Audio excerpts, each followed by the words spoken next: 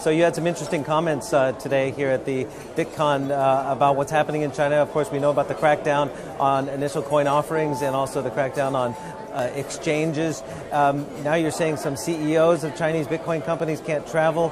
What are you hearing on the ground about the state of disruption right now? Within China, everything is extremely uncertain. Any officer of any cryptocurrency exchange in China may not leave. Okay, they're not being arrested at the airport, but they've been told privately that they should stay in Beijing. The rest of the world is in chaos, of course, because no one knows what's coming next. I mean, are they going to ban mining? That would be extremely disruptive to the Chinese economy and to the world. A lot of the Bitcoin mines globally are in China. Well, the largest is in China, owned by Jihong Wu. You know, tens of thousands of machines mining 24 hours a day.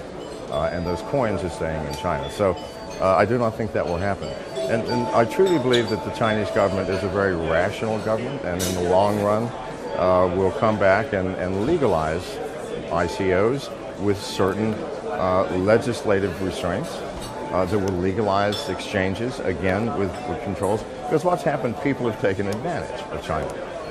People would come over and do ICOs in China promising 1,000% return in a week, okay? Oh, please, you can't do that. And so it was making everybody look bad. So I think in the long run, it's very good for the cryptocurrency community. But do you think there will be too much regulation? Are more governments going to over-regulate and crack down? Because you've heard all the arguments. There's no intrinsic value, et cetera, et cetera. Yeah, well, of course they will. But this will be a seesaw effect. Because when legislation is enacted, people will get around it. We're talking about a decentralized world, a decentralized process where peer-to-peer activity is common.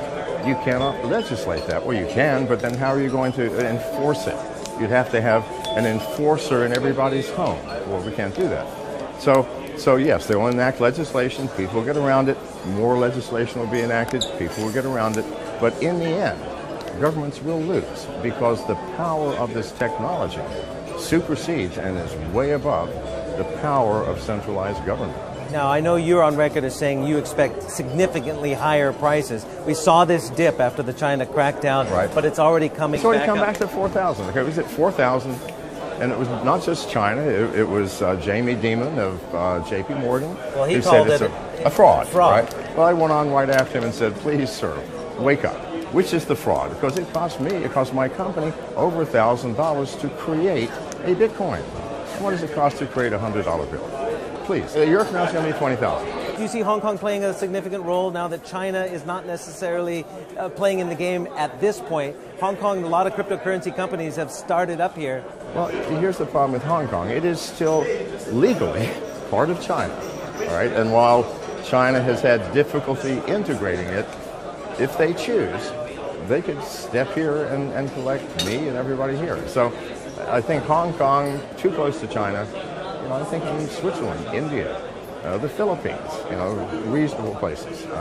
The world is a large place. In the United States, copyright law allows for the fair use of copyrighted material under certain limited circumstances without requiring permission from the owner. Under the law, determinations of fair use take into account the purpose of the copyrighted use, the nature of the copyrighted work, the amount and substantiality of the work used in relation to the work as a whole, and the effect of the use upon the potential market for the copyrighted work. Other jurisdictions may have similar copyright provisions protecting fair use or fair dealing. If you are uncertain as to whether a specific use qualifies as a fair use, you should consult a qualified copyright attorney.